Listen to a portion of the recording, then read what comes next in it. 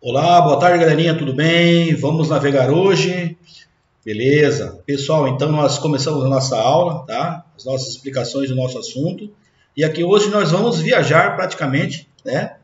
No tempo e um pouco aqui na internet, tá certo?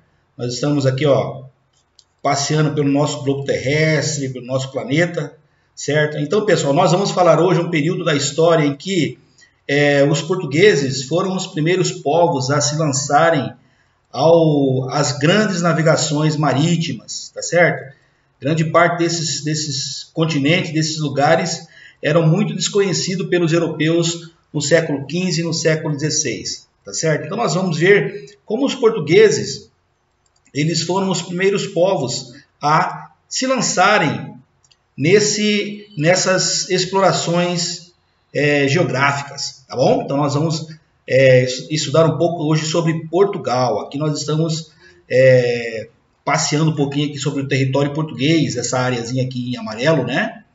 Aqui na Península Ibérica, onde está a Espanha e Portugal, tá certo? Então nós vamos ver como que os portugueses, quais foram os eventos que levaram os portugueses a serem os primeiros povos a se lançarem às conquistas dos oceanos, tudo bem? Então nós vamos ver aqui alguns eventos preliminares, né? As conquistas de Portugal no século XVI, alguns eventos importantes que ocorreram em Portugal que permitiram com que eles se organizassem, né? E criassem as condições para serem os primeiros povos a navegarem pelos oceanos, tá? Pelo menos os povos ibéricos, né?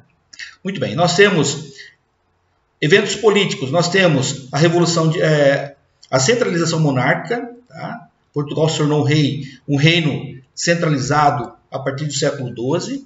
Nós vamos estudar um pouquinho sobre o desenvolvimento comercial, o comércio que desempenhava um papel econômico muito forte, muito intenso na política dos portugueses, na forma de lucro dos portugueses. Nós vamos ver os eventos políticos da Revolução de Avis, que praticamente determinou a influência, a independência do povo português já no século XIV, tudo bem? Nós veremos também quais foram as tecnologias, quais foram os objetos, quais foram os instrumentos que permitiram com que os portugueses eles navegassem com muito mais intensidade no Oceano Atlântico, tudo bem? Então tudo isso aqui faz parte do nosso caderninho, tá?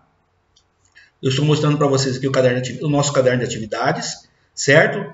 Estamos falando sobre as duas primeiras atividades, tá? Nós falaremos sobre as páginas 96 e 97, correspondem às páginas, né, do nosso livro didático. Deixa eu ver direitinho aqui, né? Aqui no capítulo 8 do livro didático, tá? Aqui na página 96 e 97, certo? Tá? 96 e 97, conforme diz o nosso caderninho aqui, nós vamos estar trabalhando sobre esses assuntos.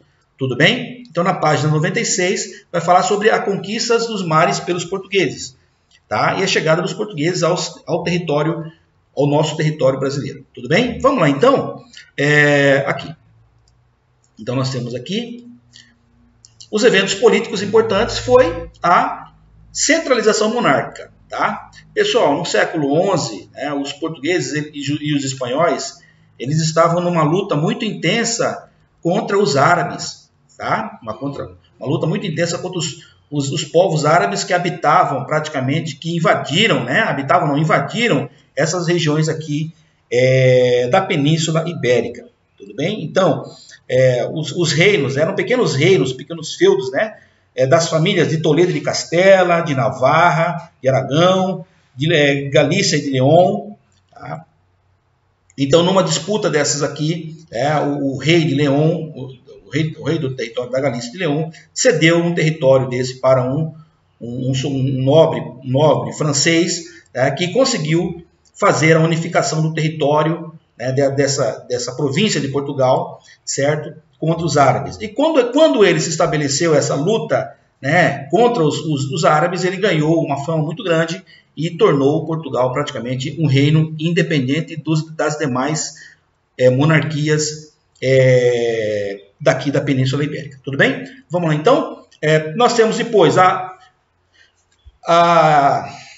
Revolução de Avis, que foi outro evento político. Depois que eles conquistaram o território Houve uma disputa pela sucessão do rei de Portugal, tá? Lembrando que naquele período, pessoal, as famílias, os reis, eles combinavam o casamento dos seus filhos com o reino próximo, para se estabelecer um acordo, uma aliança política. Em caso de guerra, um reino, ele pedia o apoio de outro. Por exemplo, filho de um aqui casava com a filha de outro. Filho de um casava com a filha de outro. Então havia acordos, né, por esses casamentos. Só que quando morria alguém da família e teria que suceder o trono, os nobres de cada lugar, eles lutavam para manter a sua influência. Tá? Então foi o que aconteceu na Revolução de Avis. Os burgueses, né, os maiores comerciantes portugueses, viam o risco de se perder a independência do reino de Portugal para o reino de Castela. Então houve uma disputa, uma guerra, tá? A Revolução de Avis, onde espanhóis e portugueses lutaram, né, pela influência na região de Portugal. E o rei Dom João I sagrou-se campeão, vencedor da guerra, e se tornou assim o primeiro rei da dinastia de Avis. Tá? E esse rei, pessoal, ele teve um papel muito importante junto com os burgueses. Tá certo? Vamos voltar ao nosso mapa aqui. Muito bem. Pessoal, no século XI ao século XIII, essa região do mar Mediterrâneo aqui era uma região de um intenso tráfego comercial. Tá certo? Lembrando, pessoal, que aqui no Egito aqui, o Egito era considerado o celeiro, né, do mundo antigo, ou do mundo mediterrâneo. Por quê? Nessa região muito fértil aqui, eram produzidas grandes quantidades de alimentos. Tá? Havia ouro que saía aqui da região do Oriente Médio, da África. Tá? Produtos africanos eram transportados até o litoral, e aqui do litoral eles eram comercializados embarcados em navios, né? Embarcados em navios e vinham para a Grécia, tá? Vinham aqui para a Itália, tá?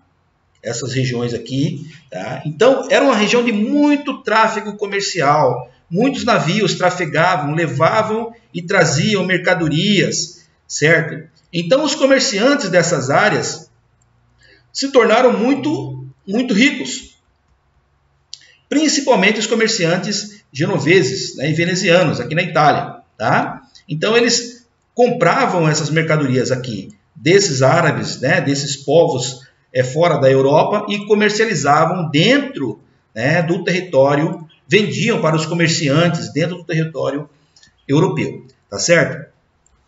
E Portugal, por sua localização geográfica, né, ela também se tornou um polo, né, de um entreposto comercial, porque os navios do norte da Europa, eles passavam aqui pelo território, pelo litoral português, para se abastecer, né, para se nutrir de água, certo? De comida, certo? Para fazer reparos, tá?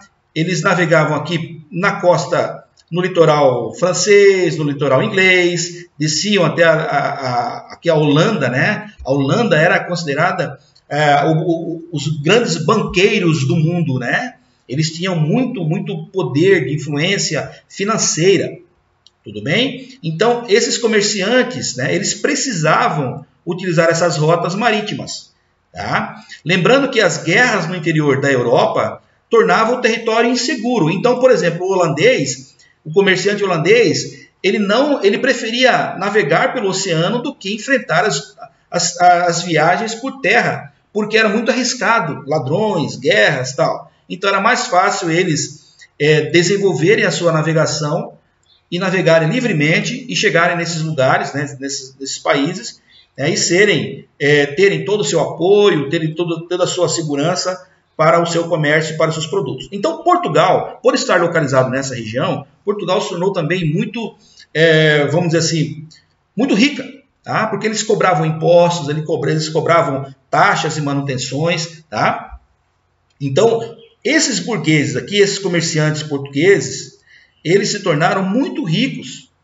E com o apoio deles ao rei, né, Dom João I, né, eles tiveram mais poder ainda, aumentaram o seu poder. Tá? Então, quando esse rei assumiu, ele estabeleceu novas leis, né? Decisões de incentivo ao desenvolvimento comercial e marítimo. Tá?